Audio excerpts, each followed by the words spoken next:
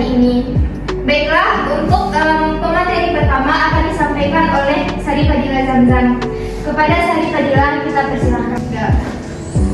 Baiklah, saya akan menjelaskan pengertian dari perencanaan strategi pemasaran. Perencanaan adalah proses membuat rencana untuk mencapai tujuan tertentu. Perencanaan strategi pemasaran adalah strategi yang digunakan untuk menentukan target pasar atau target market dari bisnis yang ingin dicapai. Menurut UMC, perencanaan strategis pemasaran adalah proses mengembangkan dan mempertahankan kecocokan strategis antara tujuan pemasaran dan kemampuan perusahaan. Sedangkan menurut Melissa Garce, pengertian strategi pemasaran adalah upaya memasarkan suatu produk baik itu barang atau jasa dengan akan pola rencana dan taktik tertentu sehingga penjualan menjadi tak tinggi.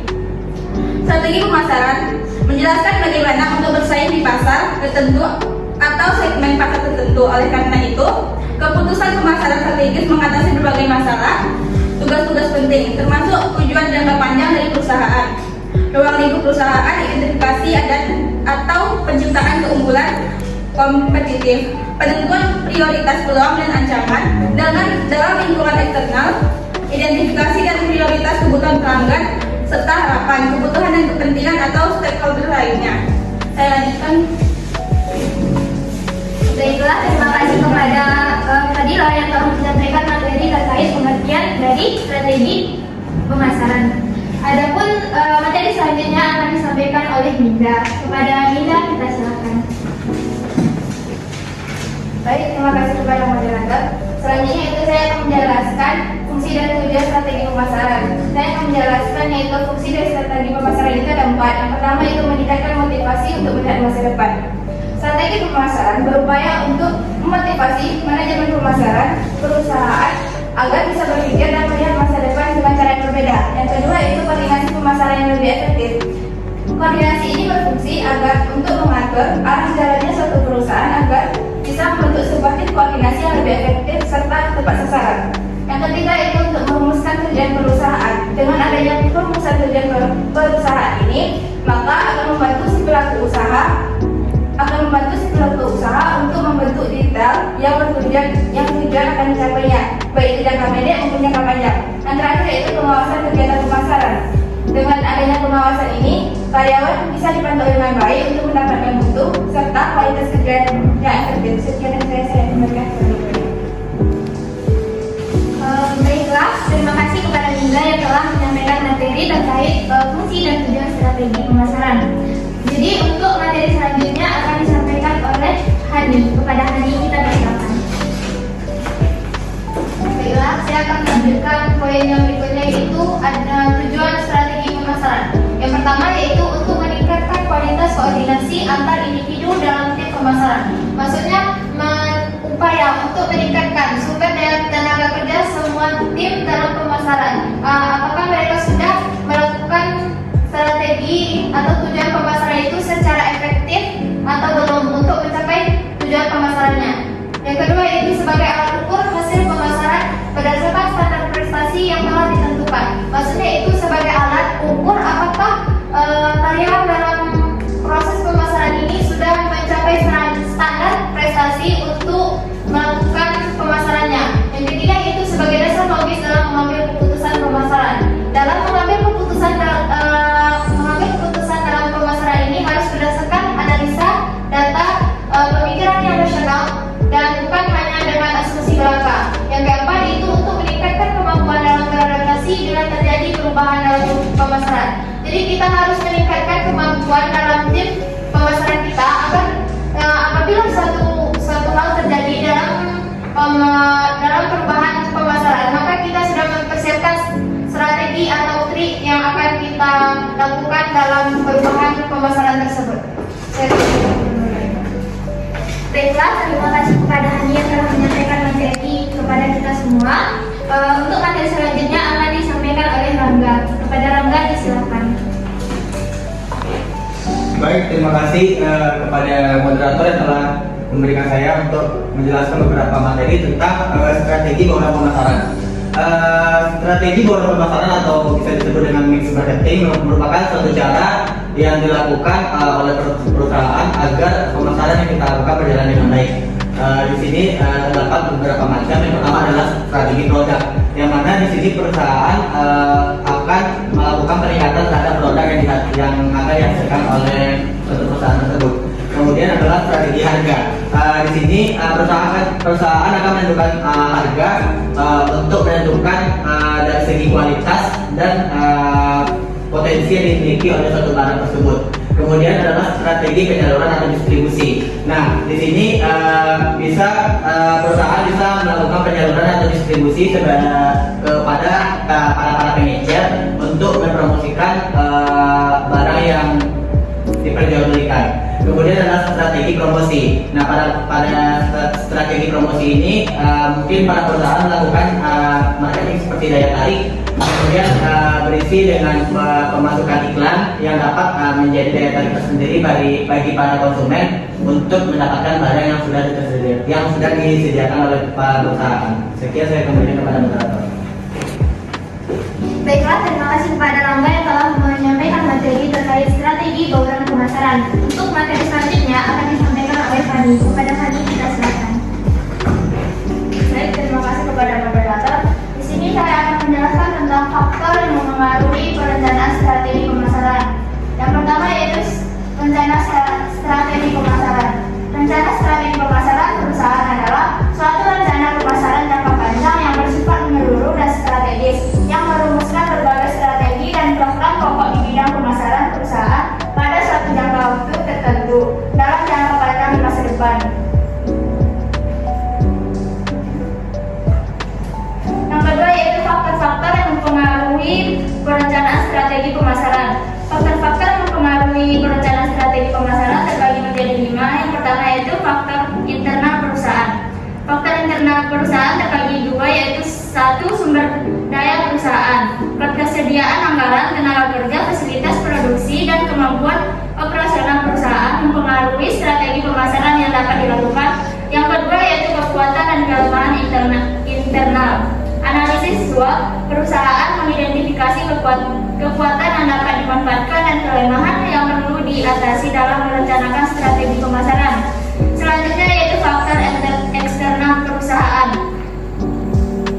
Faktor eksternal perusahaan terbagi menjadi 4. Yang pertama yaitu lingkungan ekonomi. Kondisi ekonomi seperti tingkat pertumbuhan, inflasi, dan tingkat pengangguran mempengaruhi keputusan strategis terkait harga, penjualan, dan alokasi anggaran. Yang kedua yaitu lingkungan sosial dan budaya. Perubahan dalam nilai-nilai sosial dan tren budaya dapat mempengaruhi preferensi dan permintaan konsumen. Yang ketiga yaitu lingkungan politik dan hukum. Regulasi pemerintahan, kebijakan perdagangan, dan hukum yang berlaku dapat mempengaruhi strategi pemasaran perusahaan. Yang keempat yaitu lingkungan teknologi. Kemajuan teknologi dapat menciptakan peluang baru dan mengubah cara perusahaan berinteraksi dengan pelanggan. Selanjutnya yaitu faktor-faktor yang berkaitan dengan pasar dan konsumen. Faktor-faktor yang berkaitan dengan pasar dan konsumen terbagi menjadi 3. Yang pertama yaitu segmen pasar dan target pasar. Memahami segmen pasar yang dituju dan kebutuhan konsumen dalam segmen tersebut penting untuk merumuskan strategi pemasaran yang efektif. Yang kedua yaitu perilaku konsumen.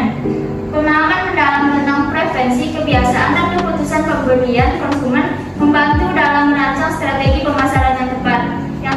Yang ketiga yaitu tren pasar. Mengikuti tren pasar dan perubahan perilaku konsumen dapat membantu perusahaan menyesuaikan strategi pemasaran dengan perubahan pasar. Selanjutnya yaitu faktor-faktor teknologi dan inovasi. Itu terbagi menjadi 2, yaitu yang pertama perkembangan teknologi. Inovasi teknologi dapat mempengaruhi produk, distribusi, dan promosi pemasaran. Perusahaan perlu mengikuti perkembangan teknologi untuk tetap relevan di pasar. Yang kedua yaitu media digital dan online. Perkembangan internet dan media digital telah mengubah cara perusahaan berinteraksi dengan pelanggan dan menyediakan peluang baru dalam pemasaran. Yang terakhir yaitu faktor-faktor kompetitif. Analisis pesaing, memahami kekuatan, kelemahan, strategi, dan taktik pesaing membantu perusahaan merencanakan strategi pemasaran yang kompetitif. Sekian dari saya kembalikan kepada moderator. Baiklah, terima kasih kepada Fani yang telah menyampaikan materi terkait faktor-faktor yang mempengaruhi perencanaan strategi pemasaran. Baiklah, untuk materi selanjutnya akan disampaikan oleh Bayu. Kepada Bayu, kita silakan. Terima kasih pada moderator. Di sini saya akan melanjutkan materi kami, yaitu macam-macam perencanaan pemasaran. Di sini ada poin-poin yang pertama, yaitu perencanaan pasar yang strategis atau disebut dengan strategi market planning. Perencanaan ini berkaitan dengan perencanaan usaha atau business planning, ke arah mana usaha perusahaan akan dikembangkan. Dalam perencanaan ini akan dicakup penetapan pasar yang mana akan dilayani dan produk apa yang akan dihasilkan dan dipasarkan. Yang kedua, perencanaan strategis pemasaran perusahaan.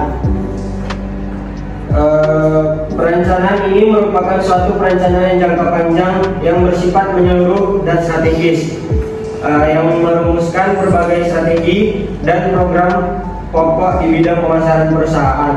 Yang ketiga yaitu perencanaan pemasaran yang strategis. Perencanaan ini berkaitan dengan usaha untuk memasarkan produk perusahaan. Perencanaan ini mencakup strategis pemasaran yang terpadu, yang dimaksud dengan acuan pemasaran atau marketing mix. Yang keempat, perencanaan pemasaran yang operasional. Perencanaan ini merupakan perencanaan kegiatan pelaksanaan di bidang pemasaran yang rinci atas daerah atau wilayah niaga, produk dan waktu yang lebih pendek. Nah, yang terakhir, perencanaan pemasaran produk baru. Pemasaran ini merupakan perencanaan atas kegiatan pelaksanaan memasarkan produk baru. Dalam perencanaan ini tercakup sasaran pasar yang dituju, kegiatan pengujian pasar atau market test. Demikian saya kembalikan kepada moderator. Baiklah, terima kasih kepada Bayu yang telah menyampaikan materi terkait macam-macam perencanaan pemasaran. Baiklah, untuk materi selanjutnya akan disampaikan oleh Makbul. Kepada Makbul, kita silakan. Baik, saya akan melanjutkan materi tentang perencanaan strategi pemasaran pada bab proses perencanaan pemasaran. Yang pertama yaitu analisis hasil prestasi kegiatan pemasaran, yaitu dalam analisis ini dilakukan pengajian mengenai perkembangan hasil penjualan dan realisasi kegiatan yang dilakukan dalam bidang pemasaran. Yang kedua, analisis SWOT atau SWOT pemasaran perusahaan, yaitu dalam analisis ini dilakukan pengajian atas keadaan lingkungan pemasaran perusahaan, terutama perkembangan ekonomi, sosial, budaya, teknologi, dan pemerintahan. Baik, selanjutnya tentang penentuan tujuan objek pemasaran. Dalam hal ini, perusahaan dalam bidang pemasaran, baik pada tingkat penjualan maupun tingkat keuntungan yang diharapkan, harus menentukan tujuan yang ingin dicapai. Selanjutnya, tentang penetapan strategi pemasaran. Tentang penetapan strategi pemasaran yang ditetapkan didasarkan atas sasaran pasar, yaitu target market dan tujuan perusahaan. Strategi perusahaan yang ditetapkan mencakup strategi harga, produk, penyaluran atau distribusi, dan promosi. Selanjutnya tentang penetapan target perusahaan. Berdasarkan pertimbangan hasil keempat langkah di atas, kemudian ditetapkanlah target pemasaran yang ditetapkan dapat dinyatakan dalam volume penjualan atau unit atau nilai penjualan maupun laba. Selanjutnya tentang penyusunan rencana perusahaan. Penyusunan rencana perusahaan setelah target pemasaran ditetapkan, langkah-langkah selanjutnya adalah penyusunan rencana pemasaran. Rencana pemasaran yang disusun menggambarkan kegiatan yang dilakukan dalam bidang pemasaran. Yang ketujuh, penyusunan program pemasaran. Penyusunan program pemasaran berdasarkan rencana pemasaran tersebut, kemudian disusun rincian kegiatan yang akan dilakukan yang dikaitkan atas waktu, tempat, oleh siapa dilaksanakan. Yang terakhir itu penyusunan anggaran pemasaran. Penyusunan anggaran pemasaran, langkah terakhir dalam perencanaan pemasaran. Penyusunan anggaran pemasaran yang disusun hendaklah didasarkan atas program pemasaran yang telah ditetapkan. Hal ini karena terjadi kebutuhan anggaran yang berbeda apabila waktu dan tempat pelaksanaan kegiatan yang berbeda. Mungkin hanya itu yang dapat saya sampaikan. Saya kembalikan kepada moderator.